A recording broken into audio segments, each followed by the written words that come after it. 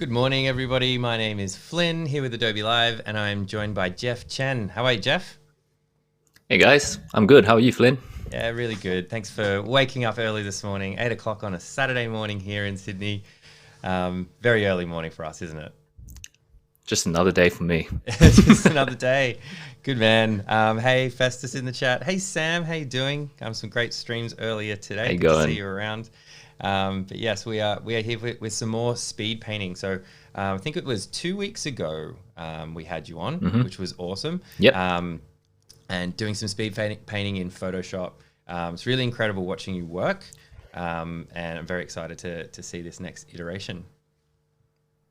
Yeah, so last time we were more focused on characters, and this time I wanted to switch things up and look into a bit of creature design. Yeah, that's what we've got prepared. Awesome. Awesome. Well, we'll have a quick look. Maybe we'll look at what we actually did last time. What do you think? Oh yeah, that'd be cool. Let's check that out. All right. So let's bring it Oh, across. that's in So there this as is well. your Yeah. ArtStation website for those that weren't here 2 weeks ago or not familiar with your work. Amazing work up here. This is what you did for us last week. Yep. So this Yeah, one do you want to take us is through it? definitely like more fantasy. There's a bit of sci-fi influence as well, like with like the cut lines and the armor and all that. And recently, I've been trying to incorporate more color into something that's normally like just more monotone to bring in my own style. Definitely some wilder shapes in there as well to make it feel more unique and have like my own twist in it. Yeah, that's pretty much it. Yeah, cool. Pretty standard stuff for what I normally like to draw: knights and dragons and Like all that's that your kind of stuff. wheelhouse. Like a lot of your style is in that kind of Yeah, fantasy sort of style. Yeah. that's Yeah, right. cool. Awesome. Um, should we bring up maybe one or two more others? I think to get all these Game of Thrones guys going over here. Yeah, we can have a look at that. Let's check it That out. did So I sort of jumped on the hype train Yeah. for the last season of Game of Thrones and did some portraits here. These were speed paintings as well, so about 1 hour each for these. Mm. Just exploring like some of the more interesting scenes that I found in the final season. Mm. Um, yeah, so like there's like the Daenerys one. So this is like I don't want to just do like a regular realistic style portrait. I was trying to stylize the face, add some more angles and stuff like that, which is partly my style as well. I like to add all the triangles and all that, Mm. angular shapes, and trying to get as much information down as quickly as I could with as little brushstrokes as I could to Right. get a yeah. It's all about making it look a bit more different than what you'd see around. A beautiful hound there. Amazing. Yeah. Yeah, cool. Super cool. All right. So I'm going to switch this over to today's. So you were chatting about creature design. So where did that idea come from? Did you just want to do something a bit different, a bit further out of your wheelhouse, or? Yeah, I wanted to show something different mainly. Um, I had I was given the idea to try out a sphinx and, oh, not a sphinx. No, it was a siren. That's it. So I wanted to have like my take on the siren. I actually have a Pinterest board, which is very like I think this is pretty relevant to what we should talk about today as well. Yeah. It's about part of the process, and before we even jump into drawing, we should be thinking about what we're being inspired by and what's already out there, what we can draw for like inspiration, our research basically. I can send my Pinterest board into chat for everyone to have a look. I can bring it up here as well. Oh See if yeah, I okay. got a Well, different yeah, it's in the chat. Jeff Chen. Yeah. Oh really? He's into cycling, so I don't think that's you, right? I have the Pinterest board in the chat if you want to grab Okay, it from there. I'll go from there. Eventually, I will grab it at some point and bring it over because it's on a different device, so I can't just copy it. Oh, that's annoying. Yeah. How can I send it to you? Maybe Oh in no, here. it's cool. It's cool. I'll bring it up. I'll get there. Okay. But as we're doing that, maybe you can break down kind of what you're doing at the moment, like on the screen. Okay, yeah. So I have this idea for something very moody, and it was inspired by one of the pieces in the reference board. So I'm trying to create the background, the atmosphere for, and the setting for where the creature will be. And this is also determining like the lighting I want to go with. I want to have like a half in shadow, half in light. So it's like the creature's being revealed by the light, Right. while she's being like hidden in the shadows. So you can kind of see from the composition already that's what's going to be happening. We see the floor that's half revealed, and then it slowly recedes into shadow in the back. And yeah, I'm like spending a lot of time on just this background. I want to make sure I get that setting right at first. Yeah, a lot of people, they would jump in without their research. They jump in without having like a good setting for their concept. Sometimes it's helpful to do these steps and take your time with it to get a good foundation on the character itself. Do you always start with the background? Like, do you always start with like the environment, or yeah? Sometimes I like to add some sort of atmosphere, whether it's to help me find a silhouette in the random brushstrokes I make, or it's just a way to just not work off of a white canvas, which is a lot of times very intimidating, especially for newer artists as well. By putting down brushstrokes, it gets you into the zone already. You get to be inspired by the brushstrokes you use. It's like similar to what we spoke about 2 weeks ago. It's like you find little marks in there that can become something later on. And yeah, I think that's really become part of my process these days. There was a question from YouTube. We might miss the YouTube question, so jump on over to behance.net/live. Just so we can definitely see you. But we can read this one out, so that's no problem. Did you get your brushes anywhere special, or do you make them yourself? I downloaded them all over the internet. I think a lot of mine are from Anthony Jones' Robot Pencil. I have some from, I don't know how to pronounce his name, but I'll try to find it real quick and give it a go. Gregor Rudkowski. I'll link his ArtStation. Perfect. He has a nice brush pack as well, which you'll see me jump into times. Nice. And Anthony Jones's ones I don't think are publicly accessible, so it's because I took his mentorship. That's why I have access to it. Secret brushes, fancy. Secrets, yeah. They're not everything though. Brushes, they're shortcuts. I'm like sort of torn. I think brushes are great. I'm not gonna lie. Like sometimes they really clutch it out for you and complete what you need to do. But they're also not the deciding factor. I think a lot of the times people think it is. It's like, oh, I've had this brush pack, then I can do all this. But it really is your understanding of what you're doing with the brushes and just the fundamentals of painting. Like I could create all this with a round brush, but it might take a bit longer. In this case, I'm using a brush that's giving me a little bit more texture. So I had in mind like a very traditional looking artwork. So that's sort of what I was going for. So that's why I'm going with something a bit more textury at first. I've got your Pinterest board open, so maybe we'll bring it up. What do you think? Yeah, we can talk about that. Switch over. So this is where you would typically start? Like you collect this sort of stuff and then, or do you start a project and then you start a new board, or what's your planning process? So it's a slow accumulation over the years. Every time I have a new idea for a new character, I create a specific board for them, or I make like a Frankenstein from different boards that I have. So for example, if I want to create a new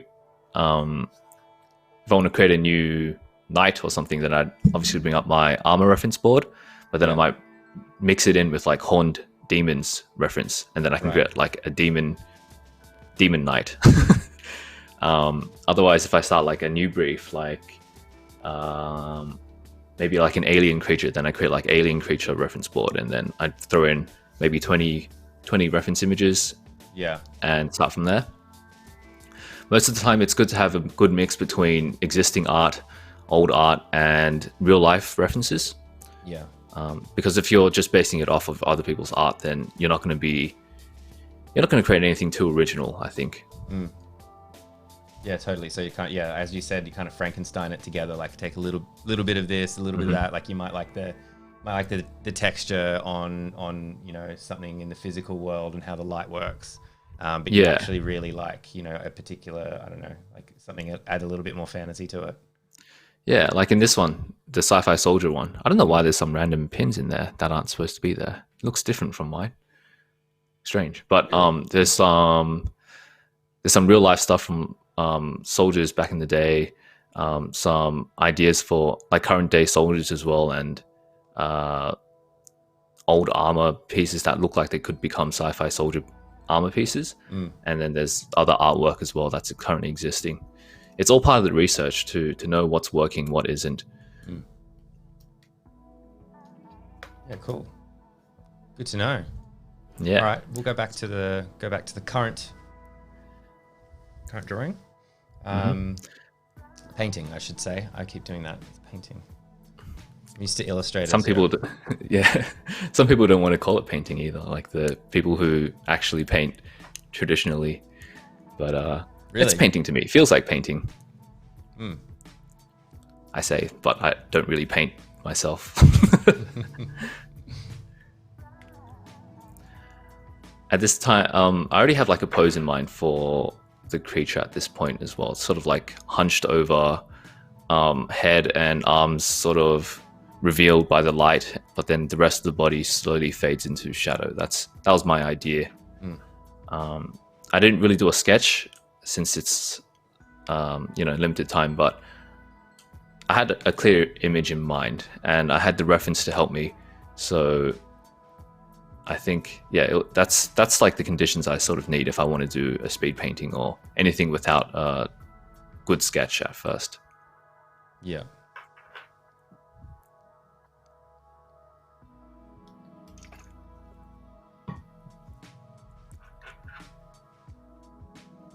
I didn't really explain how everything works today. Oh yeah, and I didn't start the timer. Thanks, Joe.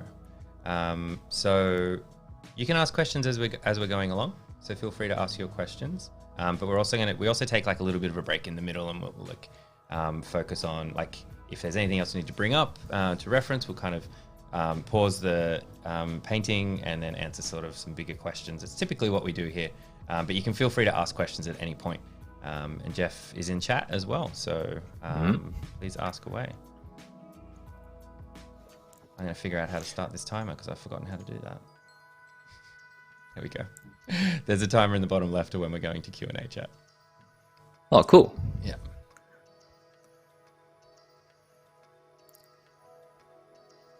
Yeah, let me know if you have questions about the process or anything else that you've seen in my portfolio that you want to know about. Or if you have questions about me, being an artist or the industry, I'd be happy to answer.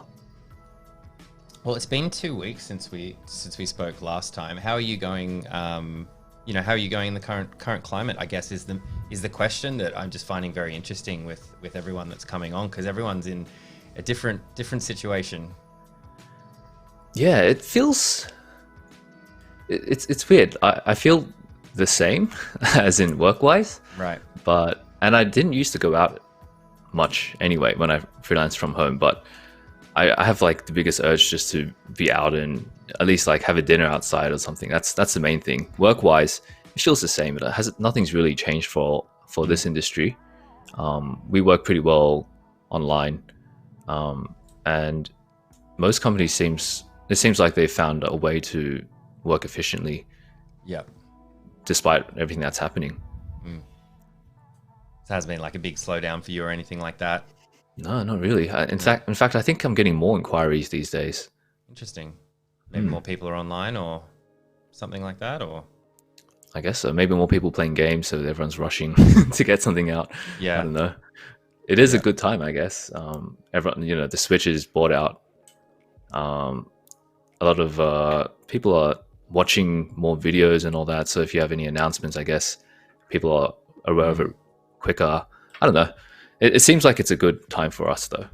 Right. Yeah. And maybe you should tell us a little bit about, like, just for those that might not know, like, because you're referring to games as well, like what you will typically be doing in that sense. Like, you do a lot of game artwork and things like that.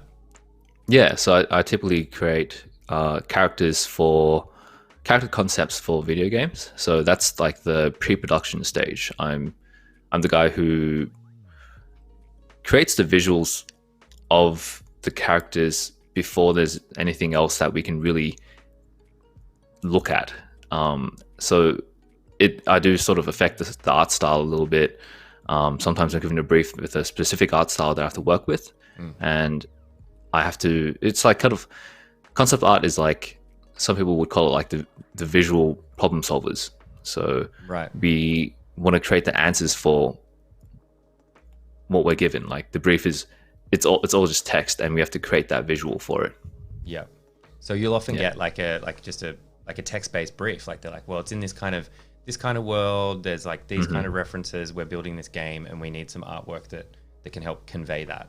Is that how it works? Exactly. Yeah. Yeah. Sometimes we're given a little reference board as well. Yeah. Some clients are hesitant because they feel it might affect us a bit too much, and we won't be original. Yeah. I think for me, a reference board is good because it shows me what they want, and in most cases, I tend to like steer away from it, and I like to ask questions and find out what they like about certain references, what's working for them, and which ones I should sort of avoid as well. So it's not a big deal. I normally create my own reference boards afterwards as well. Right. Yeah.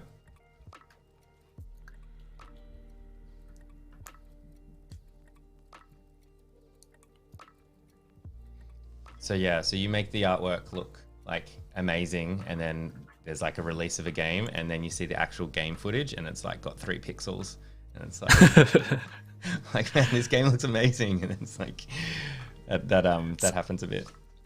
Sometimes, concept art isn't always beautiful as well. It's people have that conception because of what they see, like a concept artist normally post online, but there's a lot of work that we can't post, which is what we do for the companies, and it's really rough and quick, especially if you're working in-house. It's more about how much you can produce than how beautiful you can make it. And especially for us as designers and not like illustrators, if we can pump out a bunch of like 10 unique designs compared to like one beautiful one, then I think that's more useful for the company. And then once that's decided, then the illustrators come in, or the concept artists, if they're good illustrators, can come in and they illustrate that final design and make it look beautiful. Yeah. There's a question from chat. Thanks for the question. So, hi everyone. I was just wondering how many colors you're painting with at this stage. Is it just black and white? Yeah, I like to start off with grayscale at first, so I'm not distracted by colors, and I can really focus on the lighting and forms and all the fundamentals of this painting. Color is important, I think, but it's not as important as what I mentioned before. And with Photoshop, there's just so many ways you can jump into color later, and you'll see me do that about maybe an hour in to the painting. I think it's so much easier to control everything in grayscale, and it's getting that initial readability. If it reads well in black and white, then it's going to work really well in color. Yeah. Sometimes I like to work in color directly as well. It's sort of just depending how I feel on that day.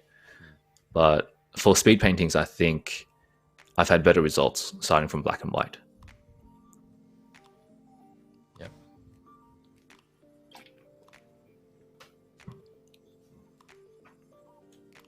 And how long would you typically have for a speed painting? Like, what does a speed painting mean? Speed painting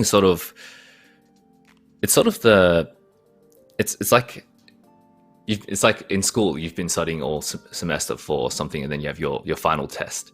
Yeah. The speed painting's like that final test. It's the accumulation of everything you've been studying and seeing what you can apply and how quickly you can do it. Yeah. It's not the best for learning, but it's good to see where you're at your current level. And time wise, it can go from like I'd say 1 hour to 2 to 3 hours. I think it's better to do it in one sitting. Otherwise, it's not really a speed painting anymore. But the focus is really just to create something as epic as you can in that time frame, and you have to accept that it's finished within that time. Otherwise, it's it's not really, it defeats the purpose of it. So question in chat, I'm kind of lost as while it flips. What is that? So are you referring to the canvas flipping back and forward? If you are, maybe you could mention why you do that. Yeah, sure. So flipping helps a lot with checking your artwork. So I don't have a critique behind me or like some guy standing behind me being like, hey, this part looks wrong or this part looks off. Flipping is that person for you. It's a good way for you to check and refresh your eyes. It's like in traditional painting, you want to step back sometimes and look at the canvas from afar, and it helps you not stay so focused on one area. When you flip,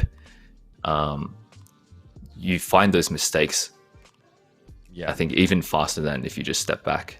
You see me kind of zooming out as well, zooming in and out. It's me checking as well, seeing if everything's looking proportionate, because you might draw like this beautiful eye really up close. Everything you got like the most beautiful skin folds and all the highlights are in the right place, and then you zoom out and you find out that like it's in the wrong spot. That's kind of frustrating. So zooming out, flipping, those are all ways to check yourself and make sure that the piece isn't looking unbalanced. Cool. Steve, does Jeff have 3 hands? It looks like the brushwork continues while he chats. So because of our like what we're doing here and how quickly Jeff goes and internet restrictions, Jeff created this for us last night, and then we've brought it in today. So we're watching what he did last night, which is a good advantage because we can answer questions as we're going, and it looks beautiful and high res. Just a little bit concerned about like frame rates and all sorts of stuff like that. We want to bring it in nice and crisp. I do have 3 hands though. You also have 3 hands.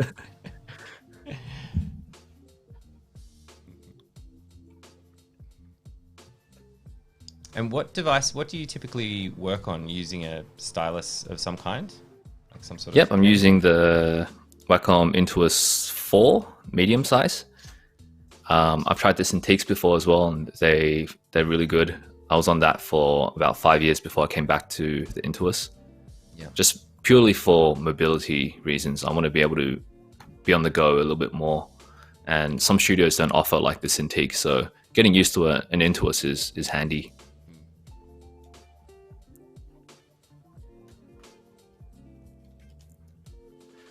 At this point, I sort of realized I was zoning into like the face a bit too much, so I wanted to zoom out and start working on the body a bit. It's sort of a general rule not a rule, but like recommendation to start big and then go into the details. I'm going back in again. But you should be trying to lay down like your full pose and everything before you start to add too much information on the face.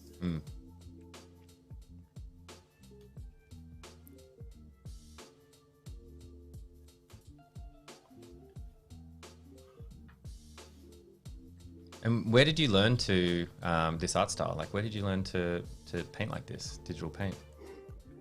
I think a lot of it was just watching other people's process.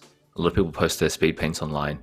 You can watch it at like a quarter speed, which is almost like real time, and you can sort of see their thought process when it's in real time.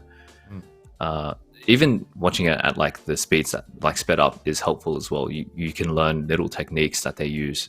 I learned like how to color balance, how to use levels and curves and all that from watching speed paints. That's like the really early stages of my learning. It was really just trying to mimic what I saw online already. And then afterwards I would jump into, I took a mentorship online class.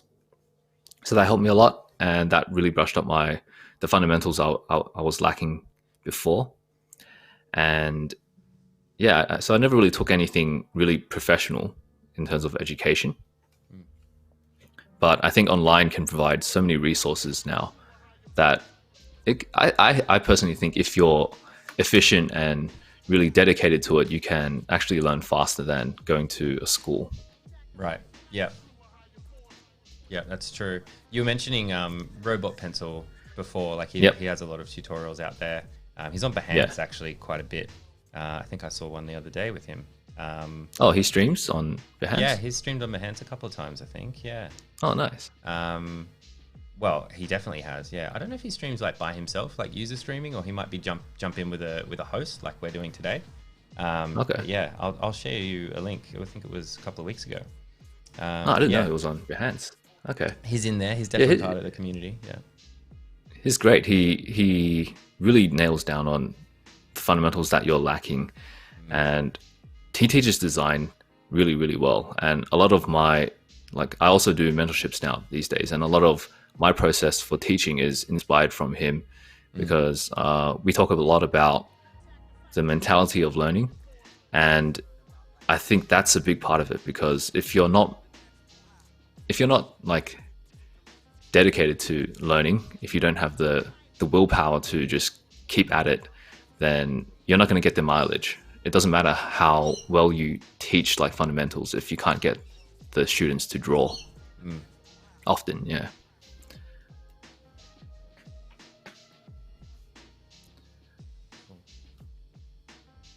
Oh yeah, Steve, our resident Southern Hemisphere Behance watcher, the watcher on the wall. Yeah, he saw Robot Pencil from San Fran, Adobe, some time back. He's awesome. Yeah, he is. He's awesome. It's awesome. Those people are out there. Like, it's such an interesting, like, I love like kind of the community, how like there are people out there like him and yourself as well, like who do give back and like teach and like give away like what they've learned to help, you know, the next people coming up. It's a wonderful thing, like to just give that stuff away and help people along. Yeah. A lot of the times I feel like a lot of artists do want to do that, but they just lack the time. It is a pretty time consuming career, I think, because we have to always stay on top of the game with like painting and making sure skill wise we're up there. But the job itself is also very, very taxing for time. So yeah, I think a lot of people would teach if they could. But you know, teaching is a skill as well. It's something people have to develop. It's not easy. Yeah, that's exactly right. Yeah. So I have another question. Oh, don't apologize for asking questions. That's what we're here for. So please do ask as many questions as you like, beginner or at any level. The question is, how many brushes are you working with right now? Right now, for this piece, I think I just started off with one brush. But I eventually go into I like jump around and try out a bunch of random ones. It's not anything specific. It's sort of, I have like something in mind, like for the usage of like certain brushes, but it's not one that I always go to. And it depends on the art style as well. If it's something more stylized than say this piece, I'd probably be sticking to round brushes for more control. I think the good thing about this brush is that it lacks control, which is what I needed to create more grit in this artwork. Yeah. And typically in pieces, I'd probably use around 3 to 5 brushes. Normally it's like one that's for more control, one that's for texture, one's like the soft brush, which I normally use for lighting, and maybe 3 then. 3 brushes. That's all you really need. Yeah.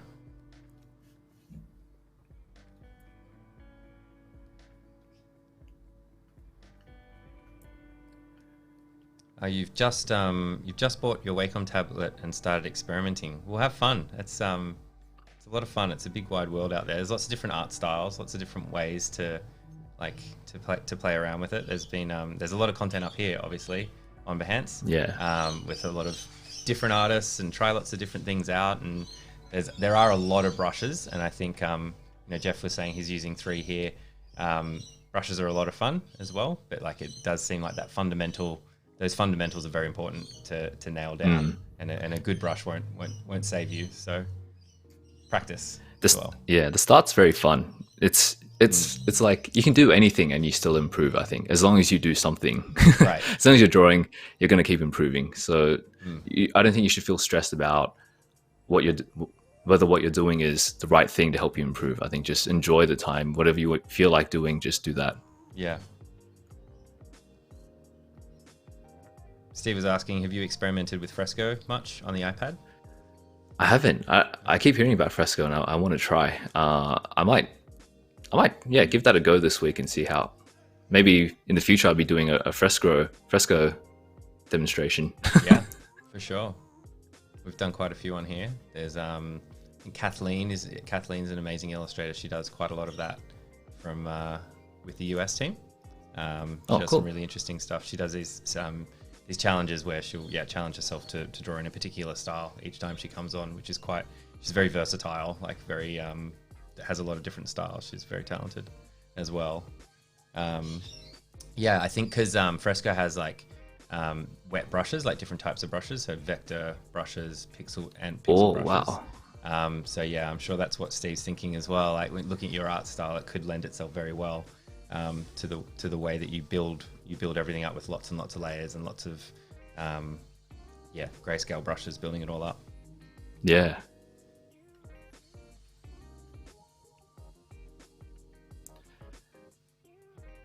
So the good thing about the way I work is that I'm not married to any ideas. So you saw just then I'd take selections and just transform them. Yeah. I think that's something people starting out, they're afraid to do. And it's very, how do I say this? It's like, it's relieving in a way that you're not sort of tied down to what the painting looks like at that moment. If you can be courageous and do that, you actually get more mileage and it's a lot quicker to complete your artwork because you can just, instead of dealing with that issue the whole way through and then like rendering it up and then it's still wrong, if you just make that choice and make a selection, move things out, warp it a little bit, you get that correct stance a lot faster. Yeah. There's a question from Jacob. You seem to be painting all on one layer for the most part. Is that your normal process? For speed paintings, yep. I don't want to have to think about layers. I think I try to keep it clean slightly by erasing, so I'm not mixed with the background, so the creature's separate from the background. But I think in this way, I can, it's just purely for speed. Yeah. For professional work, I like to have different layers, or at least have like archived folders of layered versions in case I have to go backwards. There's some advantages to merging down though, because now you can liquefy as well. So you can liquefy the whole thing. If you're in separate layers, then you can't really do that. And what other advantages there? Apart from speed and liquefy, transforming as well, which is like liquefying. And also, maybe that's about it. Keep the layers. Don't be like me. Do as I say, not as I do, huh?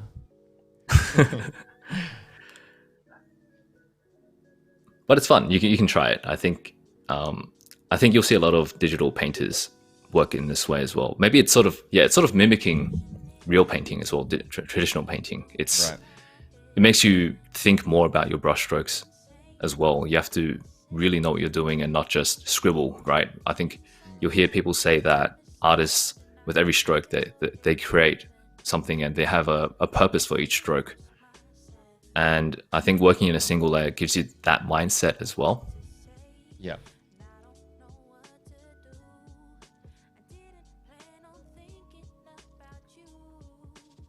There's a few people in chat sort of mentioning they're just getting started and just experimenting. Do you have any kind of general advice or advice within Photoshop or even just within just general advice to people just starting out? So I think you'll see online a lot of people saying don't use reference, or like try to be original and don't use reference, or like you're afraid like of becoming like a copy, so don't use reference. I want to tell you, like, you should definitely use reference because you learn a lot from your reference. If you're, say, doing characters, you need to know proper anatomy, and you're not going to know proper anatomy unless you have reference, because otherwise we're just relying on what we have in our mind, and what we know in our mind is very surface level, and we tend to view things as like symbols, like for eyes and all that. We want to simplify it, and we like create an almond shape, when in real life it's probably not just as simple as an almond shape. That's just one example. So definitely use reference. And on that note, actually, it's not a bad thing to learn by copying as well. Copying is really powerful because you can see, like, it depends how you copy. Like, if you copy and you have a purpose in mind, like you want to learn about values and you want to see the range of like what another artist uses in their painting. Do they go full black to full white, or if it's like a controlled range within certain places? You can learn all that from copying. But you don't want to, post the artwork online like, this is an original piece that I created. That's the bad thing about copying. You don't want to do that, but use it for educational purposes. I think other things would be to kind of stagger what you learn about the tool you're using. So Photoshop, maybe start off by focusing on the brushes, like how to use your brush properly, not brushes in particular. I'd definitely stick to like 1 or 2 brushes at first, and don't worry about the other tools that you see. Would that be like a hard brush and a soft brush kind of thing, or what? Yeah, something like that. Yeah, that's exactly it. And yeah, I think a lot of it, like I talk about this a lot in my mentorship as well. It's about having, when you're learning, you don't want to have too many things come in together. So you want to have, it's like a science experiment. You want to have your constants and your variables. But for example, if we're focusing on portraits and we want to study how to draw portraits and we want to do lighting a little bit, then we could be doing like a front on face, and our first one would be very simple. It's just like one light source from the side, facing forward, and you study that. But then instead, you don't want to go to your next painting and be like, okay, I'll draw like a full body action pose with like dynamic lights everywhere. You want to keep it more simple. Keep your constants. So the constants again would be the portrait. Maybe it's front on again, but now you're moving your lighting slightly, so then it's coming from a different angle. So your variable now is your lighting. You've changed the lighting so that it's your new factor. Because if we keep introducing new things, then we're not going to learn anything. I think we're going to be learning about the facial structure a lot easier if we're just changing things slightly. So don't add too many things into the basket at once.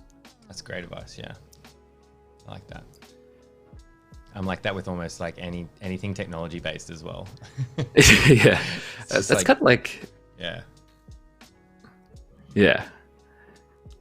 It's pretty common for anything. If you want to learn it, I think it's just keeping things easy for yourself to learn. If you throw too much in, it's so confusing. You don't know what you're focusing on. Yeah, totally.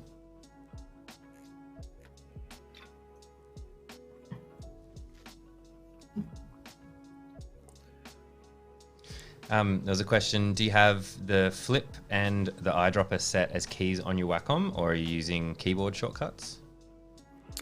So my keyboard setup is a bit different from standard because I think I want to keep everything on the left side. So what I have for flipping is F2, and I set undo as F1, and I have brush size up and down as R and T. I've broken everything, but that's the main thing. And then eyedrop is on my pen. I have it on one of the pen buttons. So I set Alt on there. I think that's about it. That's all I've really changed. Is that so then everything's just kind of close together? So your hand is like all kind of close together like that? Yeah, that's the secret to my speed. I think you're all going to be super fast artists now.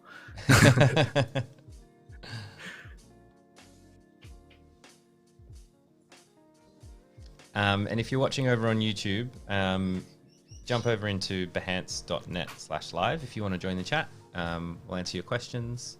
You can say hello. That's where we're, come say hi. we're hanging out.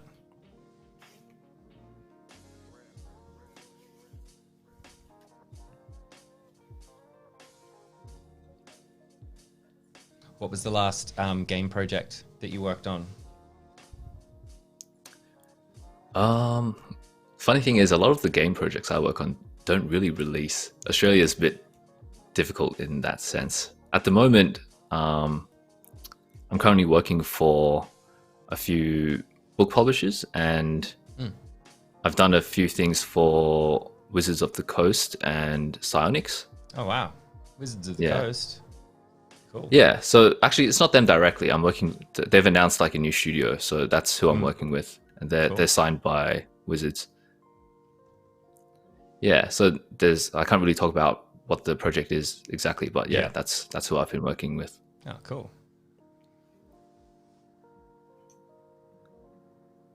Yeah, I've been trying to get into more illustration these days. So when the book publishing company came by, I was like, yes, this is perfect. Exactly what I'm looking for. Nice. Yeah. And where does that come from? Like, do you work with an agent or anything like that, or is it all Jeff Chen representing Jeff Chen? Yeah, I actually want to find an agent. I don't know what that's like. I just want to know that experience. I didn't actually until probably last year, but I haven't looked into it too much, and I don't know how useful it will be. Yeah. Most of the time, it's just it's the companies finding my art station, which is another good point actually. I think people are afraid to post online, but when I started off, I just started posting online as soon as I could on all the places like DeviantArt, ArtStation, Twitter, everywhere, because you want to start to build your following as soon as you can, whether you're good or bad. It's also a really good way to look back at your old work. If you look at my DeviantArt, you'll see all my really, really old artwork. And it's fun to go back there sometimes and just have a look at where you were 5 years ago and just have a laugh. Do you ever go back and like change everything, or are you like, no, that's in the past? No, I keep it there for that reason, just so I can see where I was before and hopefully feel good about myself now. Yeah.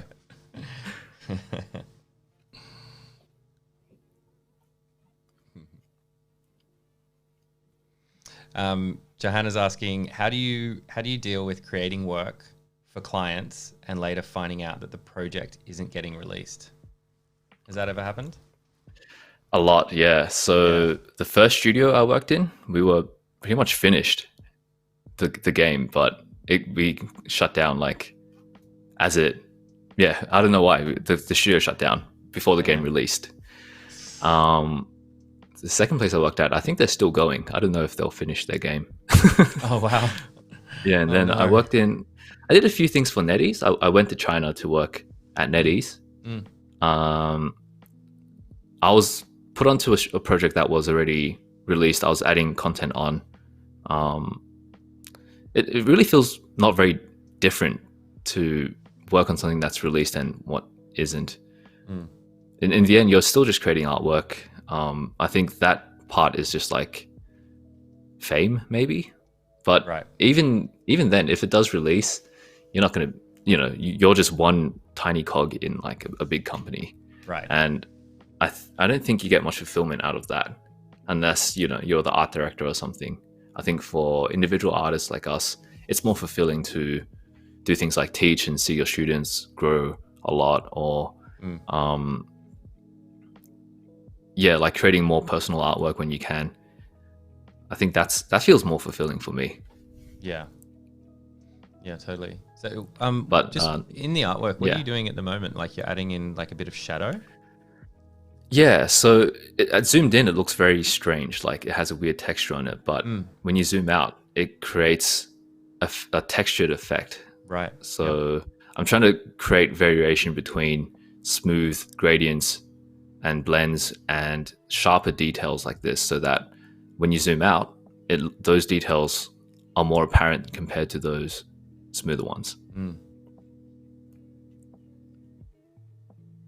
Yeah, and to your point And then I before, found like this kind of brush. I was zooming like, out and flipping and everything. yeah, Like when you zoom out, it's all coming together. But zoomed in, it does look a bit strange. But then, as you said, yeah. you zoom out and it all makes sense. Yeah. I found this brush, and I'm like, yeah, I really like this one. So I started working with this one for a while. I think I was looking at reference or something here, so I took a break. Cool. We were mentioning brushes before, and just before we were on, Carl T. Webster was on a little bit earlier today, and he has a lot of brushes as well. So if you're looking out, I think there were some questions about brushes earlier. There's a lot of brushes in Adobe products now these days, thanks to Kyle. So there's lots and lots to play with. So you don't have to go out and download your own, but of course you can as well. Just for those that might be new. I do want to try create my own ones as well. Looks fun. Oh yeah. I think we're going to do Is that something you can do how to create your brushes in 2 weeks. Oh, nice. I'm Maybe I should tune in that one. Yeah. Cool. Because there's some things I want to do, but I can't. Like, I have a specific brush in mind, but I can't find anything like it. So might as well try create it. Yeah. Might be a fun learning process.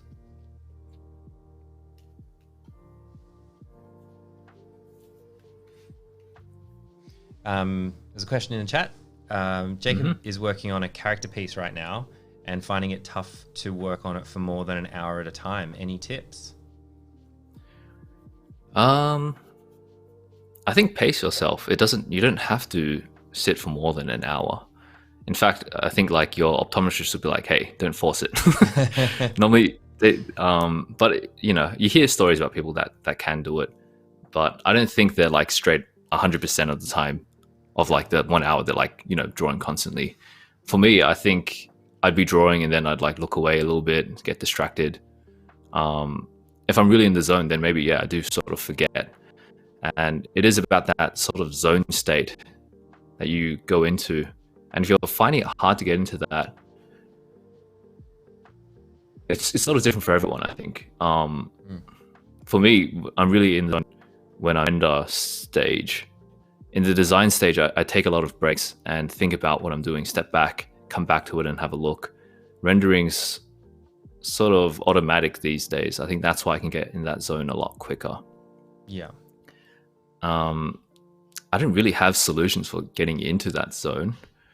Sometimes putting on the right music might help, or like really, if you have like a clear image in mind for what the end piece will look like and you want to get there quicker, then that sort of gets you in the zone as well. But apart from that, I can't really think of anything. Yeah. But definitely pace yourself. Don't feel pressured to have like you have to draw for 2 hours straight, or like you hear people talk about, or I talk about it as well. Like I used to spend 8 hours a day working on this. I say that, but it's not me just sitting down there like eyes like stuck on the monitor and like hand glued to the tablet. I pace it as well. I look outside when I can, maybe play with my dog a little bit between. It's just like when you're at work. At work, you're not 100% efficient, but you're there. That's kind of how I was. At least I am. I'm not sure about everyone else.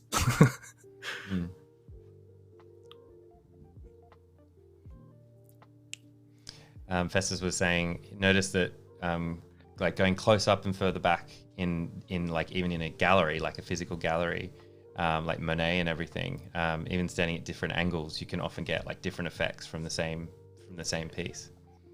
Yeah, definitely. If you look closer up on those paintings, you'll see those weird marks that you sort of saw on that on the face just then.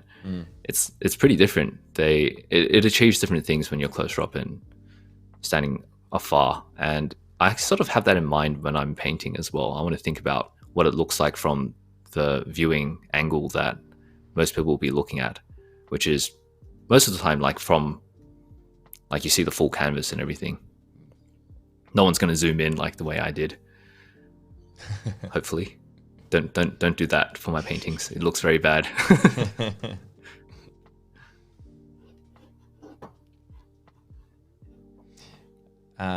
So question from Yaya. I hope I'm pronouncing that correctly. I'm noticing that you mainly are focusing on the face for details and keeping the rest of the body kind of abstract. Why is that? Is it something you do, something to do with upcoming steps of the process? Okay, yeah, I normally tell people don't do this, which is like focus on one part of the painting and ignore the rest. I'm sort of at a stage where it's okay to do that because everything I need to be in the final is already in at this point. And adding detail to the face is good because it sets like the benchmark of detail for everything else. And also, it is going to be the most, I want that to be like the highest attention grabbing area. And if everywhere is super detailed, then we're not going to be focused on the face. So if I start off on the face and sort of keep that as the highest detail, then we're going to keep that attention there. And like even compositionally, you'll sort of see that I'm trying to make all the lines sort of radiate around that face to keep the attention there. So it's partly, to answer your question, it's partly composition, and it's partly to help me understand how much detail I want to put into the piece. Yeah, cool.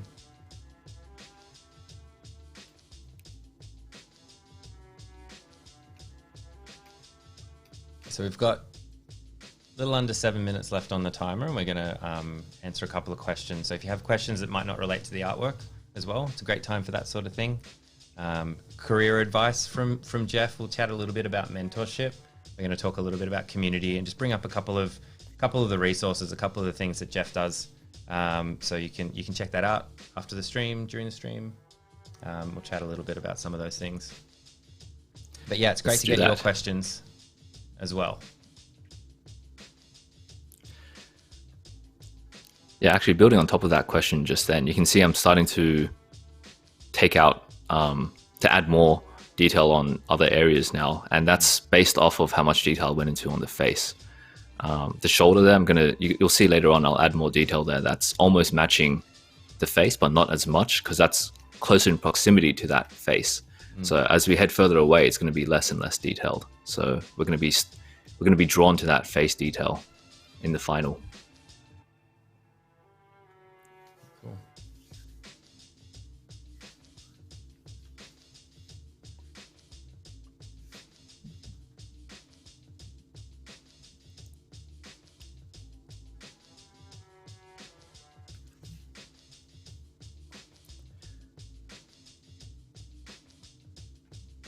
What's the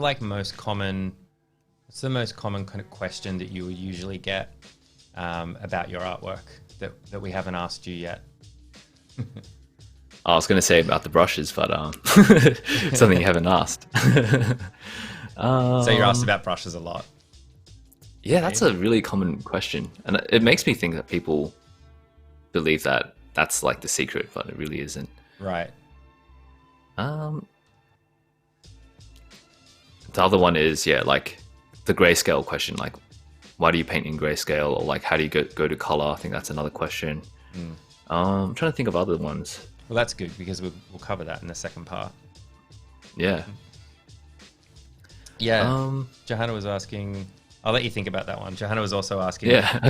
kind of like a painted Gaussian blur. Yeah, I was thinking that as well. It's kind of like when you were talking about focusing on the face and blurring everything out. Like obviously to have something in focus, then you need to put other things out of focus. And so exactly. It's like a Gaussian blur. It's very still painter's trick. Is it? Yeah. Yeah. You'll notice that in traditional paintings as well. You'll see very high contrast areas. Maybe it's from a light source, and you don't notice it because it's just light source. And you're not going to be looking at those low detail areas because you're so drawn to that high detailed, high contrast area. But if you really look, you'll notice that, like if you look at the feet or something where it's in shadow, it's just like a blob most of the time. Or a lot of artists really like to emphasize hands, so they add like a light source on there. They draw these beautiful hands, but then if you look at the rest of like maybe there's like a dress or something that's just a few brush strokes to give you the impression that there's a dress there, but in reality it's just looks like a blob as well.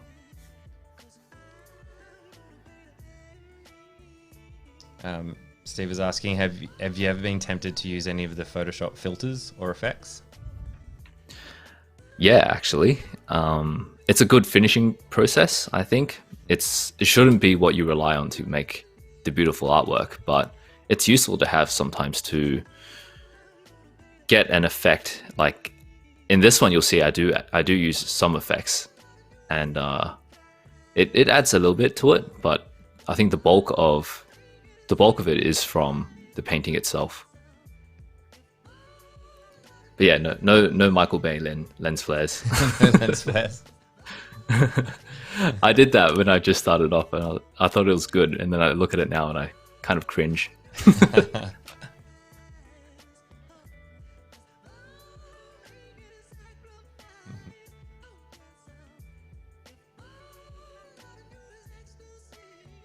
Yeah, blur and smudge. Do you ever use the like blurring or smudging?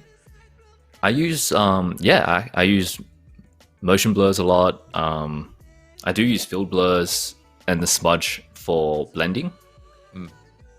I think that's about it. When does that smudge come is in? very powerful. Yeah. Not for this one. More for anything that I want more smooth. But this one's more gritty, so I let the brushstrokes stay in there. I think I smudged a little bit on the face earlier, and that's about it. Just like one touch of it. Right.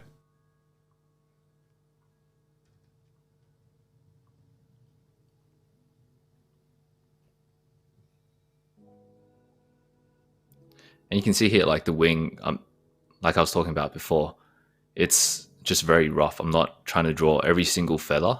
That'll take me forever. So I'm letting the brush sort of determine what that looks like and create an impression that there's like fur or feather in those wings.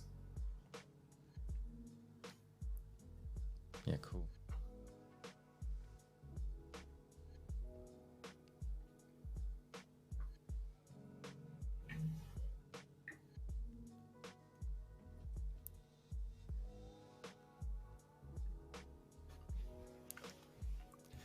All right, we're about a minute away from Q&A, and we'll take a bit of a break and answer some questions. Oh, right. I still can't think so of I'll what explain question that. I get the most. Oh, yeah. Okay, cool. Yeah. That's cool. It's a difficult question. Yeah, so what we're doing, just in chat. So we're taking just a Q&A break. We're still going to stay here. We're still hanging out with you. We're just taking a break from focusing on the artwork. We're just going to bring a couple of other things up, and it's a time where we just kind of have a bit of a break in the middle, and we can answer some questions. That's all it is. And then we're going to come back, and we're going to come back to the artwork.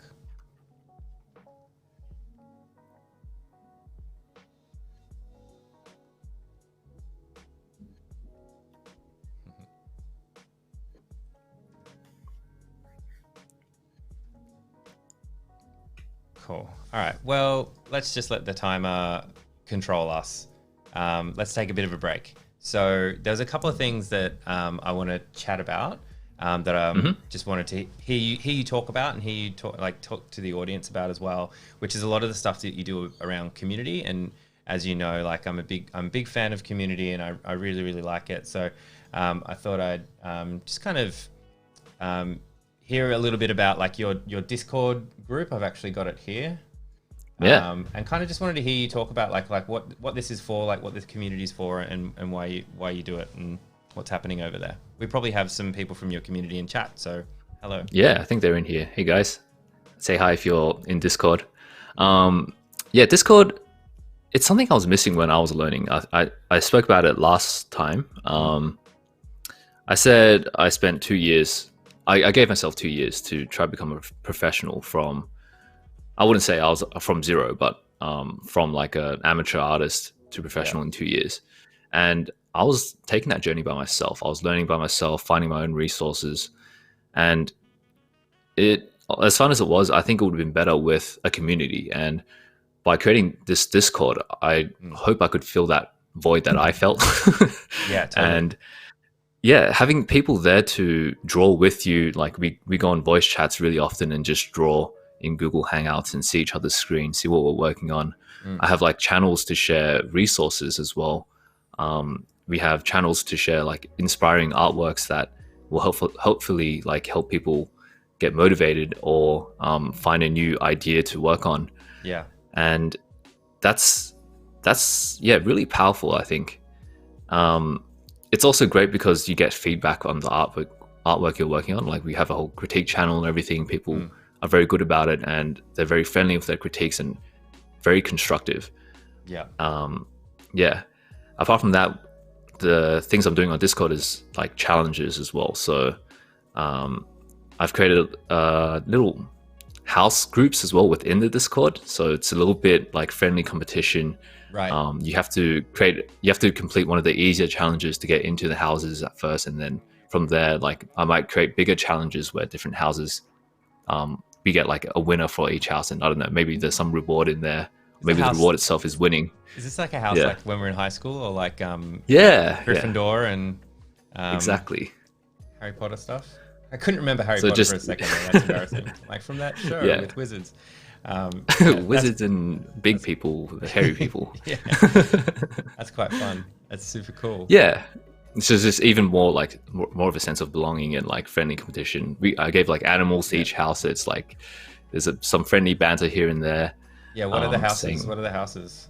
I don't think you can see it. So I have to go on my phone.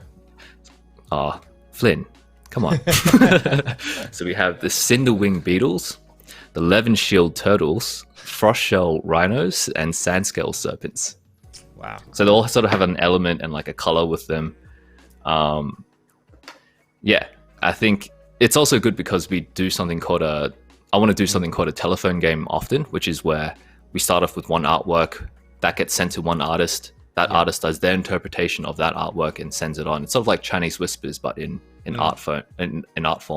That's cool. And if you have like a house group to do it, it's really interesting to see where that artwork goes and changes. Yeah, it's super cool. Yeah, so creating ways to inspire people and giving them things to do so they don't feel so lost in their like art learning journey. Yeah, absolutely. I think like this community stuff is like, it's amazing. Like there's so many things out there like this. Steve in chat was mentioning, Adobe Live has some channels. I didn't know there was a Jason Levine Video Premiere Pro channel. I'm going to have to join that one. What? That's so specific. Yeah. But yeah, there is a Photoshop channel. You can see that I'm in here. So there's a like general Photoshop channel and XD as well, if you're into that stuff as well. But yeah, I think community and like sharing and being in a place where you can just like casually kind of chat and interact with people that are like-minded is just, it's so important, particularly at the moment, right? Like when we're all isolated, it's a good way to kind of socialize as well. Yeah, definitely. Cool. Do we have any questions in the chat? There's a lot of views and no questions. Yeah, ask me a question. Yeah, let's do it. Let's have a look at one or two more bits of work because we do have this break time and I'm going to want to give people time to... Oh, I'm just in general in ArtStation. Hang on. Don't look there. It makes me look bad. Let's pick another one. Oh my gosh. What am I doing? Jeff, save me. Top right. You can click my name. There we go. Thanks, mate. No worries.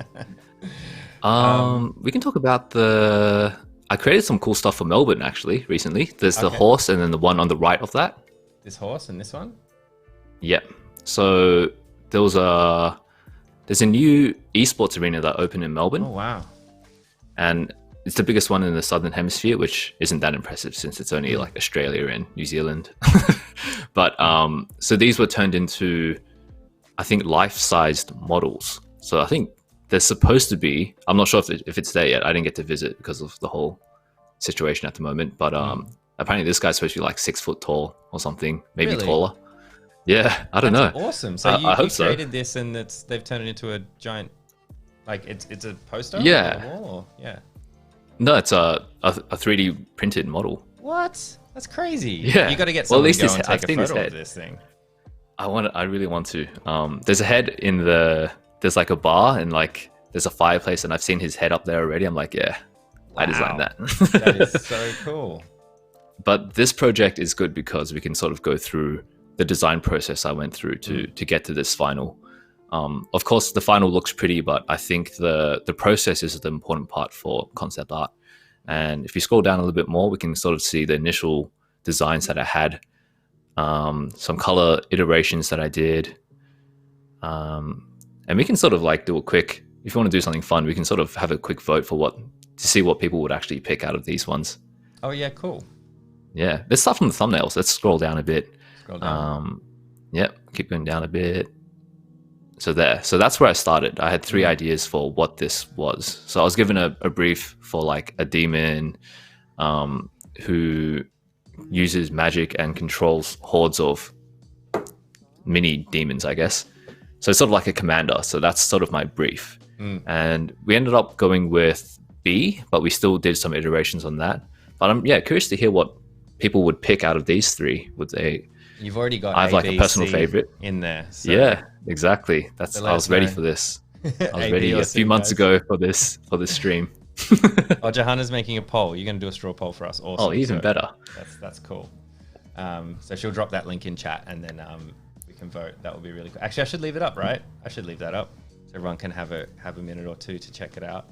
Yeah. Do you ever like? I think from the design community, we're always taught to do 3 different kind of examples. So like if you're doing a logo design or you're doing some sort of branding project, like often you'll have like 3 of them. But the problem with that is often the one that you don't like would always get picked. Was the Murphy's law of that. Does that ever happen to you? Do you ever kind of, you have a favorite, but you need to do 3, or you're asked to do 3 and they pick the one that maybe you don't want so much? Does that ever happen? Well, I'll be honest, I'm a bit sneaky about that. I have a preference and I create like sneaky ways to make it their preference. I make it slightly bigger, maybe add a little bit more, bit more detail on there. Yeah, a little bit more detail on the ones I like. Maybe like splash in slightly more color, something like that to make it pop out. Right. But it does happen a lot. Like the one I prefer isn't the one we picked. I love them all, but like, yeah, I do have a preference that wasn't picked. Yeah. And especially like when we do, like sometimes I have to do like 20 thumbnails, and it's very hard for the one I like to get picked. There's like no way. Yeah. There's also the weird thing where I think my first designs are the best ones a lot of the times. Might be because I'm more visual. Like I can mentally visualize what I want for this project, and I think that's where the best design comes out. To build on that though, if we do sort of stick with 3 designs that you give to a client, I'd suggest people go with like one that follows the brief exactly, one that is your interpretation of it that still follows the brief, and then another one that's just a complete wild card that still follows the brief but is a little bit more crazy. I think that's a good way to do it. Is that because you want to make sure that there's a version there that's as close to exactly what they want, just in case they're like, no, I'm very specific, I wanted this thing, and you've done something else. So you've got that as, hey, I've answered your brief exactly to the best of my ability, exactly what you wanted, but here's what I would do. Here's like the one I would do. And then you got this crazy wild card. yeah. And they're like, yeah, we like the wild card. screw all the planning we did before. The wild one's the one to go with. Yeah. Oh, that's cool. That's cool. All right, I think we've had that up enough for people to pick. Yeah. Yeah. So did you have to have any like particular, like design it or illustrate, like paint it in any particular way because it was going to be 3D printed, or how does that work? So we had 2 artists on this project, so that's why it's important to have a good brief with a good sort of art. We call it an art Bible. So it's like an art style guide that tells us what the style should be, and we should be following that closely. Yeah. So this isn't exactly my style perfectly, but it was already pretty close to what I like to do. Like we referenced a lot of Blizzard artwork, which is what I like. So a lot of chunky details, bevels, really obvious like scratch marks and all that. So that was given to us in the brief. We were given that art style guide. Cool. Very good. What did we end up at? What was the vote? B, C? Who won? We can always come back. Leave it up for a little bit longer. Well, my personal favorite was A, because it has like some insect inspiration in there. I like the aesthetics of insects? I think I'm C. It's the wrong choice, Flynn. It's incorrect. Oh no. Oh no. I'm definitely not getting into one of your houses now. That was the test, wasn't it? Yeah, that was it. Oh man. Oh man. Wow. And we're live as well, so that's just embarrassing for me. But that's cool. All right. Well, guys, feel free to ask your questions as we go through. We'll go back to the artwork. Check this out. Yeah. I definitely want to know what everybody ended up voting for, because I see B's and C's. Hey, no one picked A? A is clearly the best one. No one picked A. I want to have a look at the straw poll now. I'm very curious.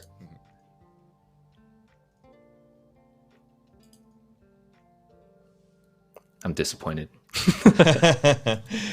Johanna's going to reveal the results at the end of the stream. Okay, cool. That's a good idea. We haven't done a straw poll before, so exciting times. Fun. C's winning. Okay, good to know.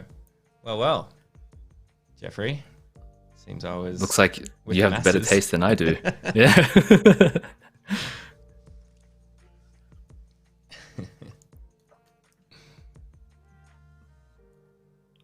Funky Pepe picked A.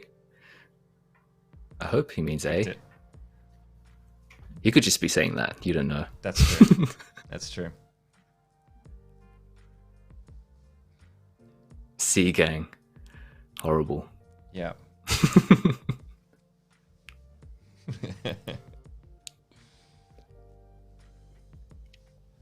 But yeah, you can see like from that last project and what I'm working on now, style is pretty loose for me. I can sort of jump in between more painted stuff, more stylized. And I think switching it up like that is really, really fun. Like I'll see stuff on ArtStation that's a completely different art style for me, and it makes you want to work on it. And that's the good thing about being informed about what's out there at the moment, and being on top of like what's trending, because you might find stuff that's really inspiring for you that you want to try out yourself, and that could be the art style that you move forward with in the future. So yeah, like a lot of the times you don't want to just be drawing. You don't want to just be sitting in front of the Photoshop or on your iPad just drawing constantly. Remember to look on ArtStation, stay up to date, watch videos to stay educated as well. Yeah. That's all stuff that's accumulating to your growth as an artist.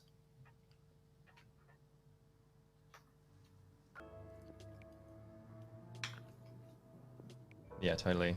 Festus was saying insects are a good source for demons and such. Even alien spaceships makes them look so foreboding. That's interesting you should say that, because we were chatting a little bit about that last time, weren't we? Yep. I always have to find a way to sneak in insects.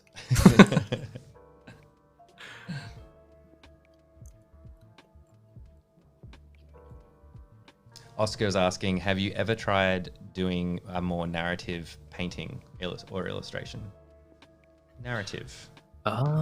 These days, not really. So like a story from a single image.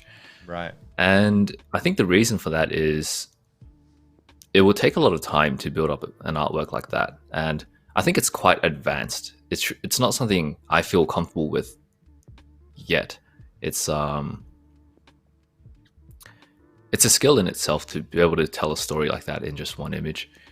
And it's like definitely a bigger illustration that needs more detail. I think in the past I tried very, very early on. I might come back to that piece and try it again. It might be fun to do that, but it didn't go too well. I think that's sort of throwing too many eggs in the basket. So because that's like adding in illustration, which is like a whole bunch of different stuff, and then you have to do the story. Your composition is very important because you have to lead the eye around in a way that tells the story correctly. Yeah. So it's really focused on those three things. And that, I'm not ready for that yet. I'm still practicing that illustration part. Back to the artwork. I noticed you're putting in like a lot more light now. So yeah. It's a much lighter brush. You're bringing in a bit of light. So that's color dodge. So I'm using some color dodge to bring up the highlights on where I want attention to be, which is the face, shoulder, and the arm that's up front. So now we feel like there's a lot more life to this artwork now. It's like more believable lighting, and definitely use your layer modes to achieve that. I use a lot of multiply as well to really darken my shadows. Yeah, and yeah, I think. But remember, as you're doing that, to think about how that affects the rest of the piece. Like I added these lights, but before that, I also added more accurate cast shadows. So if the light's coming in from that right side, it should be casting a shadow on the left. So yeah, make sure you do that. And I noticed you just stretched the canvas then, and then you're filling it with, are you content aware filling yeah, the background? That's right. Yeah. Yeah, who needs to paint? Just content aware everything. It's so good. It's so good. I just wonder if when they were building that, they ever thought that it would be used in that sense. And that's something that I quite love about like the tools, like particularly in like Photoshop and stuff, is like it's really like all the demos for that sort of thing that I saw, and a lot of the demos that you see will be oh, hey, like if you want to get this person out of this photo, like in this background or something, you can use content aware fill. And it's this good shortcut to kind of to get things happen. We've had some photographers on Adobe Live and they use it a lot. Such a time saver.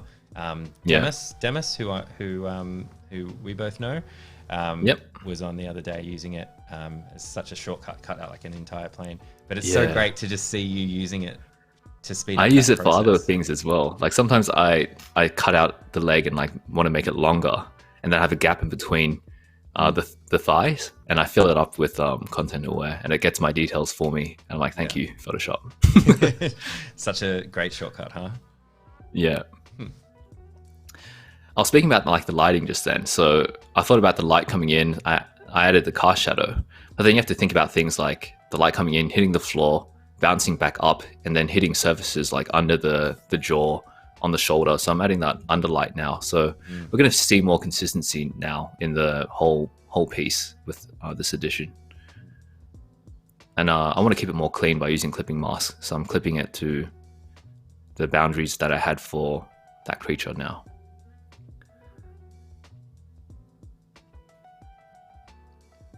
I've got a question from chat. What's your favorite creature to draw? I think dragons still. Oh yeah. I had this phase. I think there was this week I was doing speed paintings and the theme was dragons for me, but it wasn't just dragons. I did like really highly expressive ones. And I wanted to see what they'd look like if they had like expressions like smiling or like snarling and all that. I think it's on ArtStation actually. There's like a Oh yeah. I think it did like 5 pieces or 4 or 5 of different dragons. I'll find it and we can with funny expressions. Check it out at the end if you have time or something.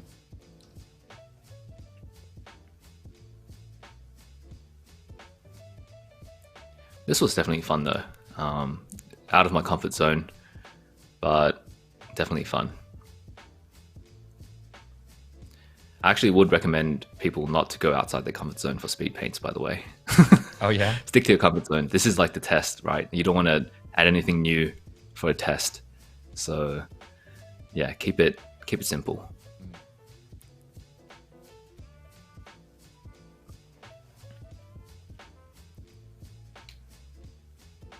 Another question from chat. What's the most non-Jeff style you've drawn in? I think I tried to draw Cuphead. We mentioned this before. Yeah. And that was rough. It's just too different from what I normally do. Yeah. That's me being trying to join like the hype train. I probably shouldn't have. We should chat about what you're doing now actually with the gradients. Yeah. Yep. So I'm using gradient maps as an adjustment layer. I remembered it this time. And the main thing is trying to capture the atmospheric light. And the good thing is like I have very different values for the atmosphere and like the ground color. So I can sort of put in the ground color and then have my atmospheric light, and then have like there's like the mid-tone that I want to add more saturation in. Because I don't want to jump into this too much, but like that's sort of what happens normally. In like mid-tones, you'll see more saturation compared to areas of shadow and light. So I'm sort of playing with the gradient maps to do that. And while I'm doing this, I'm aware that I'm going to turn this into a color mode layer. So it's going to be following my values a bit closer than what it is doing right now. Oh, I think it already is color mode. Yeah, it's already color mode. There we go. So from here, it's sort of like the general color of the whole piece, but I don't have the natural color of the true color of what the creature is. So I'm going to use another color layer to go in and color areas that are revealed by light with their true colors. So the skin tones for the face and like the feathers and all that will get their true colors in a second.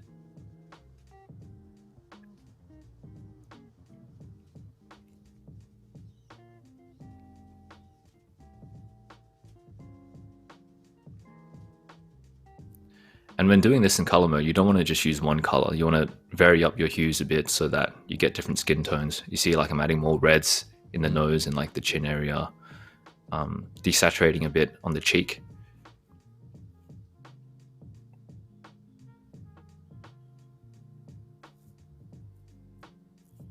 So let me see if I can layman's terms this. So you've got a light source coming in that has a bit of color that's hitting everything, like it's kind of coming up or coming kind of down a little bit, and then but if it's just the light on top, you actually want the color of the skin and the color of the wings, like the texture, to come through. Is that correct? Have I got that right? The primary light, which is the one you were referring to just then, that reveals your true colors, the true color of what you see. So it's sort of like what we see at the moment. Like I can see my blue jump up because of the artificial light that I have in the room, right? There's other stuff that happens, like maybe that artificial light will bounce off the wall and then will reflect a white light now because I have white walls. So then that's maybe I'm getting a bit too sciencey, but yeah. No, that's what I want to know. You get different, that you get different, you get different colors from depending on where that primary light source hits. Right. If you're in like an outside setting, the primary light, the sun, will be hitting the sky, and then the sky will be bringing down some blue lights. So that's why you see in shadows, you see a lot of blue, because that's the sky reflecting some of its color onto us. But then that light is normally overlapped by that direct light. So wherever there's direct light, we get the true colors come out. Yeah. Hopefully that sort of made sense and isn't too abstract. No, I like it. I like it a lot. Yeah. I think it's easy to forget about like how natural color will work when it's like a fantasy piece, like when it's like like I think that's like bringing in those real world examples and constantly reminding yourself about that. I think is something that can sometimes forget. Yeah. It's hard because we don't have reference for fantasy things, right? It's all made up. But we can always try to relate it back to things in real life when we can. Like last week, I spoke about dragons and dogs. Yeah. This time, like you can look at like fishes and all that and see the colors they have and what they look like. Well, actually, no, this isn't underwater. This is still outside. So maybe like colorful birds and stuff like that. It would be more accurate. Like what happens to their feathers in light and in shadow would be good. Yeah.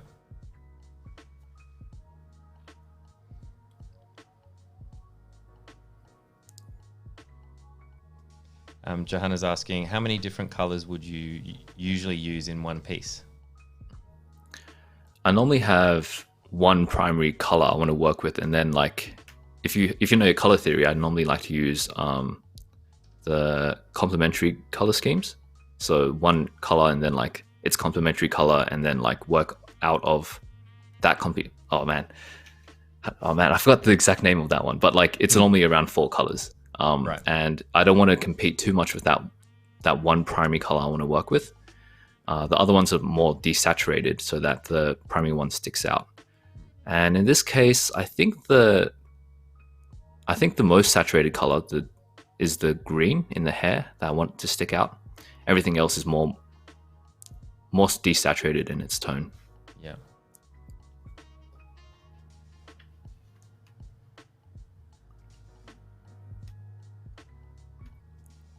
I don't think too much about it though. Like I think context is more important for me.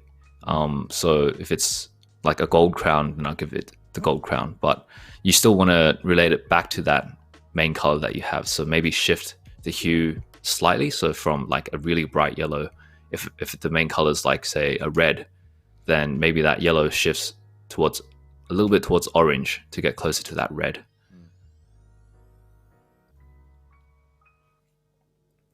I used a color balance layer just then as well, so that's really helpful for bringing cohesiveness for your colors.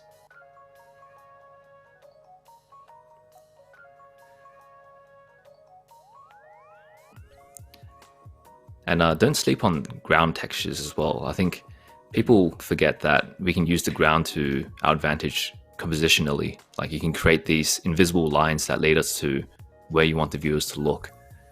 It also helps with perspective to show some of those lines slightly. You don't want to overdo it though. You don't want to like create black lines to create a grid. just a few marks here and there is helpful. Oh, cool. Oops. So if you're just joining us, here with Jeff Chen, doing some speed painting, and we've got about half an hour left. We are taking questions as well, so if you do have any questions as you're seeing it, give us an ask in chat. And if you're watching on YouTube, the chat is over at, not the YouTube chat, the chat's the one over at behance.net/live. And you can find a link to that in the comments down below. If you are on YouTube and you're wondering if we're not answering your question, come over here and we'll answer. Yeah. Good day. Hi, Sarah. Good day to you. Yeah, we're really seeing the texture coming through from the skin, like, and from the wings there. Yeah. I don't know how that happened. It's all lucky, I guess. That's cool. Yeah, there wasn't too much difference from the grayscale to this point. I only put color on, but I can see it as well. Like, it feels like there's more texture there. I guess colors create that illusion. Yeah. Maybe now it feels more like feathers because it's the correct color. Curious to hear what people think as well. Like, the initial inspiration for this was sirens, but I think I ended up going more with like Sphinx, Harpy sort of hybrid. What do you guys see? Is it still giving you that siren vibe?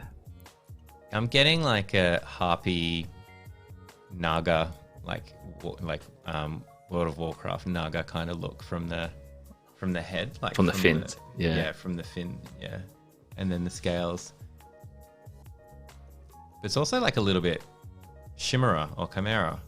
Yeah. In there as well with the hunch. So there's a lot. The good thing about concept and like speed painting stuff is I can just like, yeah, it's just an original creation. Yeah. If you screw up what you're trying to go for initially, just like, yeah, it's just my interpretation of it. Yeah, nice. Yeah, Oscar's saying def a harpy. Harpies are just land sirens. True. That's funny. Land sirens. They're both flying though. I guess it depends where one wants to perch itself. Yeah. Yeah, I like that, land sirens. Edward's asking, what are your thoughts on being a generalist versus focusing on a certain style or aesthetic? I think yeah, it depends on your goal first as well. Like if this is for like a job, then I think there's different advantages to that. So let's talk about both sides, like from a wanting to get a job point of view and like your own personal growth as an artist. For like a job point of view, it's very good to be a specialist. I think there are less jobs, but there are less people competing with you for a specialist job. So it might take a little bit longer to get your job, but then once you're in, like you're in forever. You've got like your train ticket and it's set. From a personal point of view, from your own personal growth, I think exploring different styles is helpful because you can take bits of other styles and apply it to your own, and it makes you more unique and you stand out a lot more. It's also fun to switch up your art style every now and then. I think sticking to one can get pretty boring, but that's personal preference. Like some people love that as well. Like you see some artists that really just draw realistic knights forever, and people love that, and they love it themselves, so that works out. But yeah, for me, I think I like to jump around a lot to different styles. Yeah. I think I'm also hired for different styles a lot of the times as well, so I get more jobs. Because you have a portfolio with the proven different styles. So exactly. Yeah. But I think the focused art style or focused role, you get paid more, I think. Like if you're ever brought into a project because of your specific art style, they're going to want to pay you a lot because only you can do it, right? It's about demand. Yeah, cool. Great question. I like talking about that question. Everyone's got a different perspective. It's always cool to hear. Oscar's saying, I have a different look on Sirens after playing The Witcher. Yeah, true. Oh, what did they look like in The Witcher? I remember they're creepy. Were they?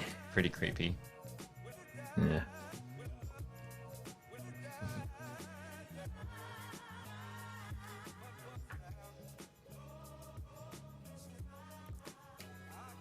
I've never finished that game. I'm never going to finish that game.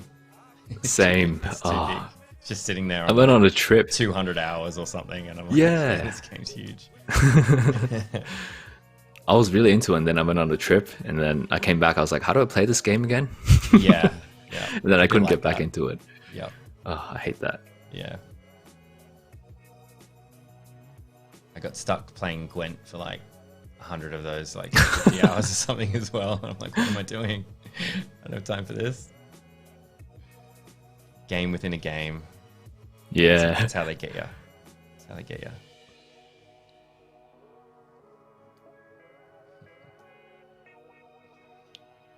Do you have times or like inclination to play games, or are you're too busy kind of creating the artwork?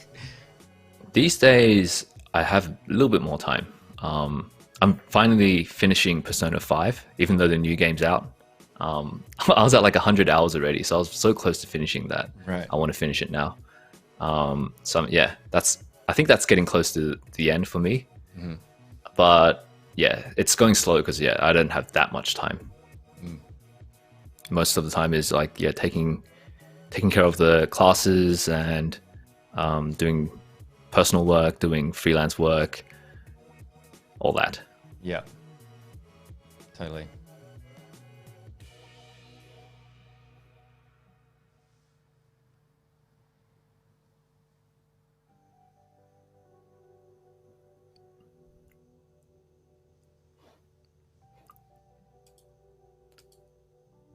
Yeah, Persona 5 does look like it has a really interesting art style.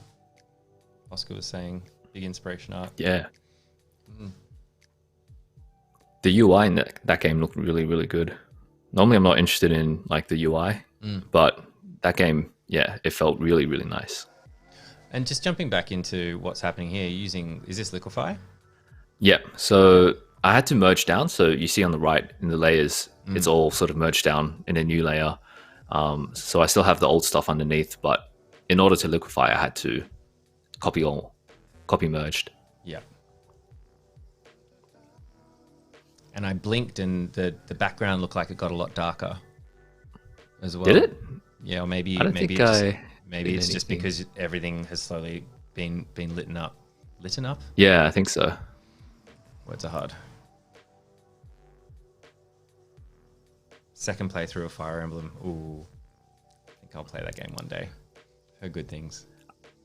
I can't do multiple playthroughs for that one. I already feel tired thinking about it. I did play through that one though. Yeah? Do you enjoy it? Yeah. Yeah, it was really fun. I picked the right house, I think. I'm not gonna right. do It any has spoilers houses as well. Yeah, cool. Yeah. I just play League and I hate it. Damn. Spoken like a true League player. Yeah. I never got into League. I don't know. It's just I was like one of the ones that played Dota when it was still part of Warcraft Frozen Throne. Wow. Yep. Yeah, so OG. I played it then I was like, I don't need to play League. And now League's like gigantic and I'm like, yeah, I missed out. Yeah. You can spend a lot of time in those games as well, which I think is the hardest part. And being toxic. Yeah, that happens, doesn't it? Yeah. Just hang out here in this chat. This chat's super friendly. Pretty wholesome in here. It is wholesome. You're good people. I like it a lot.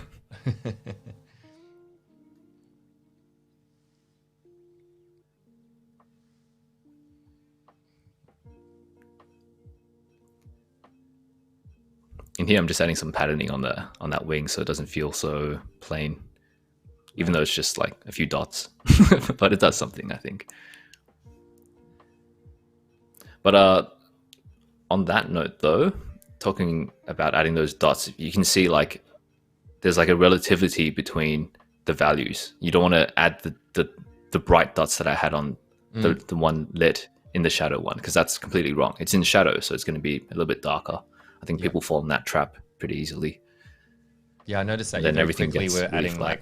like very bright white Yeah. lines onto the left side, and then they're much darker. So where did you get the color from? Did you just eye drop and from? I might have eye dropped, or I might have quickly color picked. I'm not, or like picked from like my color square thing. I'm not sure what I did. Yeah, there's a couple of ways to achieve the same sort of thing. Yeah. In here, I'm sort of, the goal isn't to find a different color. It's for me just to introduce some different hues in here subtly. I think I did this before in my other painting. It's what I've been doing recently, which I find kind of interesting. So I've masked it now, and I'm just going to bring in a really textury brush and just going to reveal some of this weird color in other places. Yeah.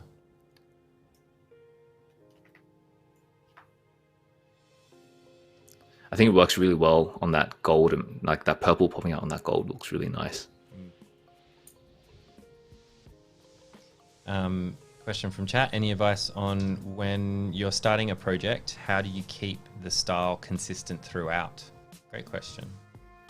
I think having the right reference is important. For me, I was looking at a specific artist. I don't know how to say his name. I'm not gonna try. I'm gonna just paste it in chat. But yeah, having that reference is important, and I think painting in the way that you have, like, if you have that specific image in mind for what the style should be, then painting in a way that you feel like it should have been done in that workflow, that helps as well.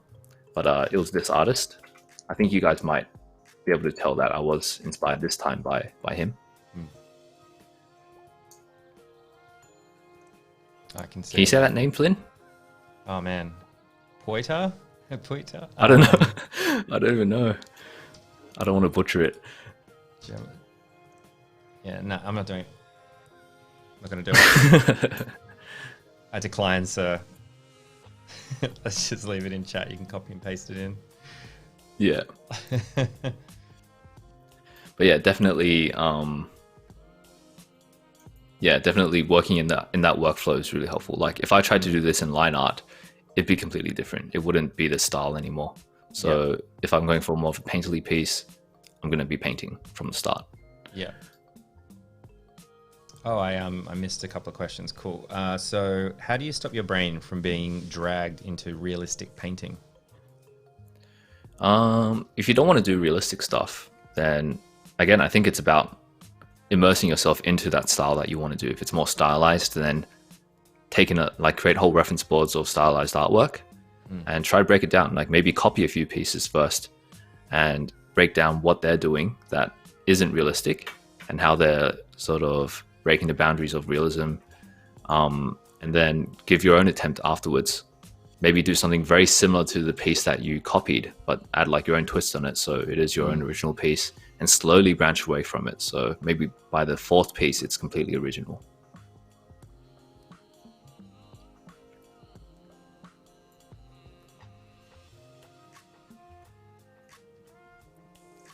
Johanna was asking, what game would this creature belong in? I could see this in Witcher for sure. Yeah, I think Witcher as well. I think someone said Final Fantasy when the question was asked in chat. Yeah. Oh yeah, I could see that. I see that.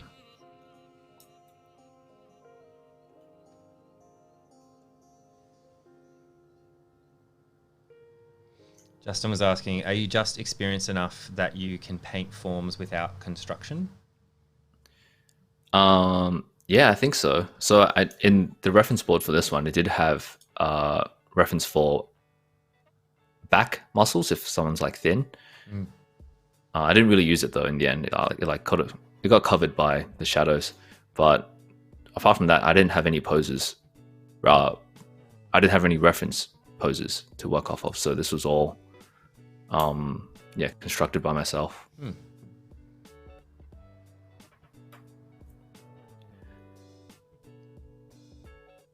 If that's something you struggle with, I think it's really just about the fundamentals, understanding your forms, how to draw your forms correctly in space, perspective, and the understanding of the anatomy knowledge as well.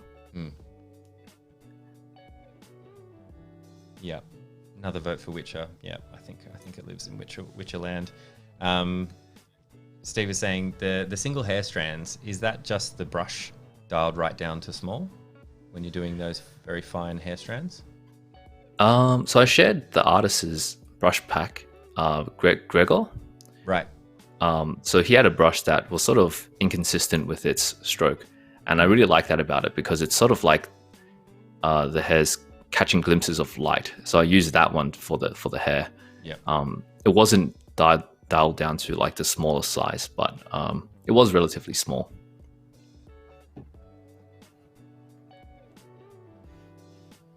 Oh no, did C win? That's horrible. My house.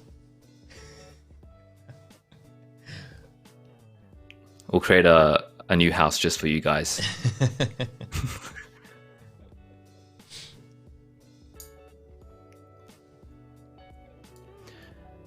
But yeah, if you guys want to take part in like the challenges and stuff on Discord, make sure you jump in because I'm going to be creating a new challenge pretty soon. Okay. And same for Patreon as well. The signups for class this month is just open today. So if you want to, learn a few things from me, get some one-on-one time, that's a good chance. Nice. A quick plug there. Share some links in there. Yeah, no, that's cool. Let's plug it. People want more Jeff. You've got to give the people what they want. More Jeffs for everyone. So many Jeffs. Discord link. I forgot where that is. It's in the link tree. I think Johanna was pretty good about all the links. Yeah. Thanks for all that help, by the way. Yeah. She's on it.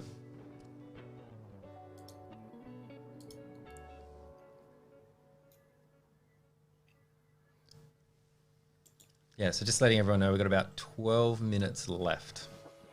12 minutes left on the clock. We'll be saying our goodbyes on this Saturday or Friday. Maybe it's Friday night for you. Yeah, we're in the future. We are in the future. In here, I'm trying to create some more depth in this piece. So I'm adding some foreground elements, which you'll see, I mentioned blurs and stuff earlier. So I'm going to be using a different kind of blur, actually. I don't think many people use this. You'll see what I use in the end. I fumble around for a bit, but I decide on one later. It's not this. It's a motion blur. Yep, not that one. Yeah. So motion blur is kind of what I'm looking for, but that's not quite what I want to do. So I undo that. Come on, Jeff. No, that's not it. Ask Jeff. Oh, it's not that either. I knew what I was looking for. So it was this one, and I screwed up the first time. I didn't know how to undo, and decided to redo it. But it's basically giving you a bit more control over the direction of the blur direction, which is really cool. So I screwed up here. You'll see me make a proper one in a second.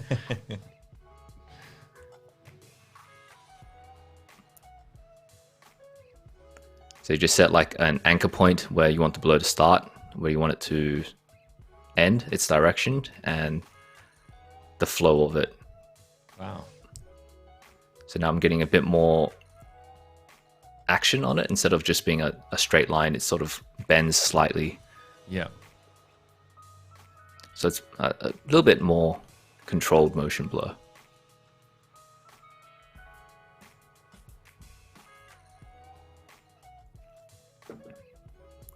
That's great. That's a great effect. That's really cool. I like that. It's good to have, like some elements in the front and to help you separate like the midground. If you only have like a midground element. So here I'm using a bit of noise, not too much. And I think I'm going to be...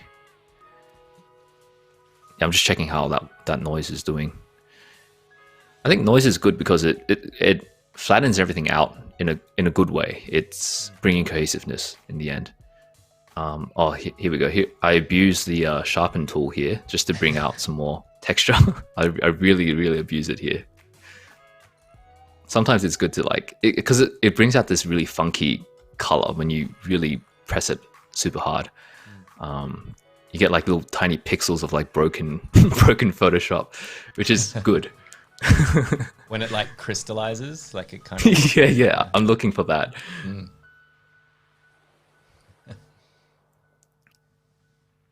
And those hard edges I created before, that's where that kind of crystallized look really comes out.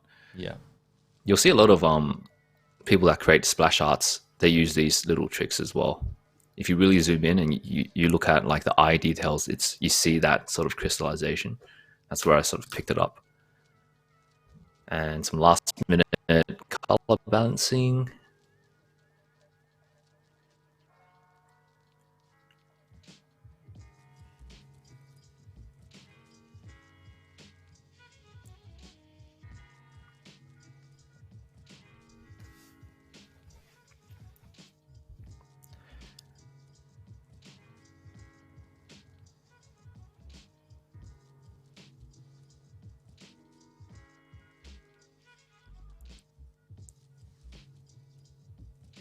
Super cool. I think I'm just fixing up a few proportions here. Crunchy texture, yeah. Crunchy, that's a good word. There's a question: how do you get the idea of the poses, like deciding on the angles? For this one, I was really thinking about the more raw, like animalistic side of the siren. So when I think of animals, I think of like a really defensive pose, like when dogs are alert or something, they crouch down and they snarl a little bit. That's my inspiration for this. Most of the time, I do have an idea like that before I start painting. Or if it's concept art, I'm not really thinking about posing too much. It's normally really plain as well, because you want to show off more of the character. If you handed this to like a 3D modeler as a concept, they'd be like, okay, this is cool, but I don't even know what the legs look like. Right. Or the front of the body. Right. So yeah, this is definitely more illustrative.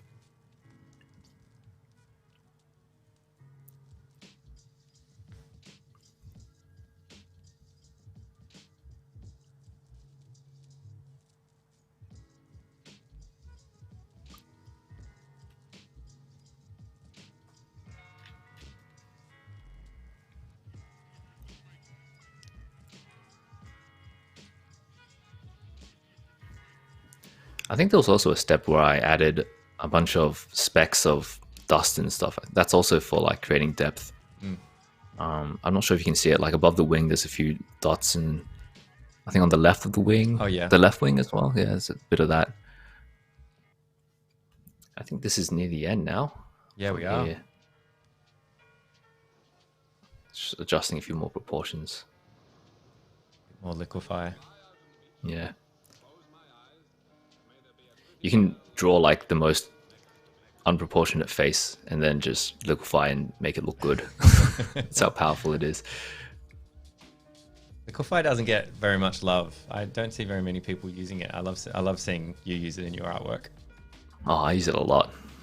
Yeah.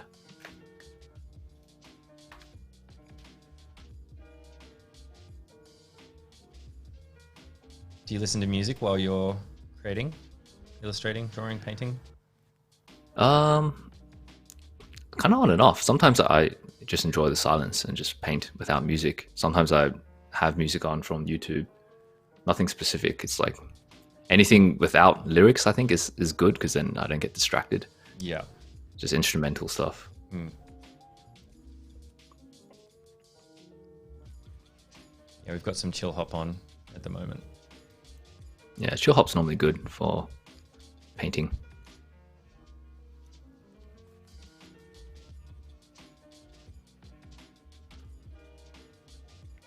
Thinking about all the bounce light from the floor now, so then just adding that in to create more atmosphere.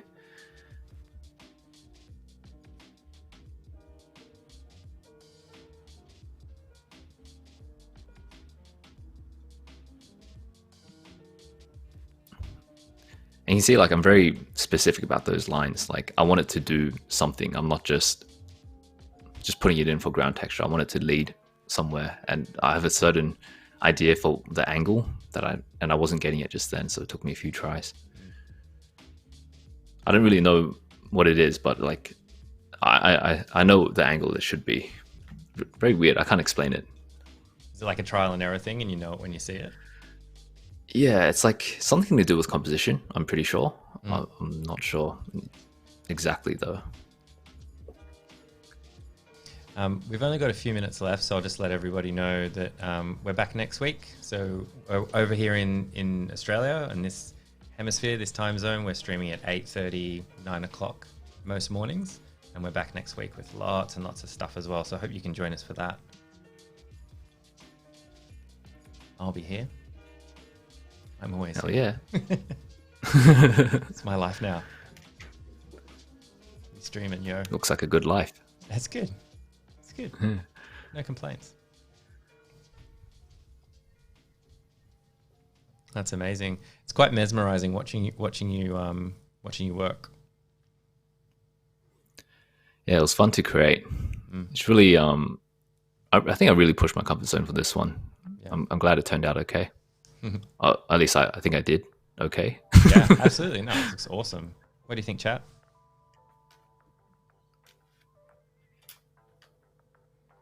Let us know.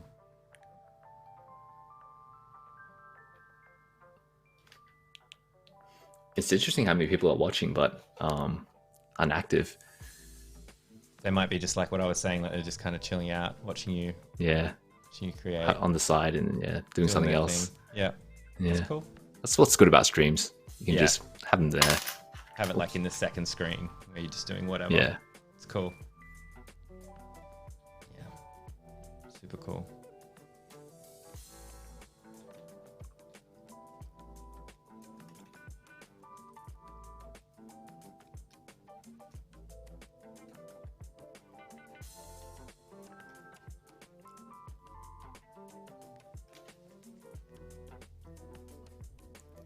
I found this really weird brush here. And I was just like, okay, I do a little bit, but not too much.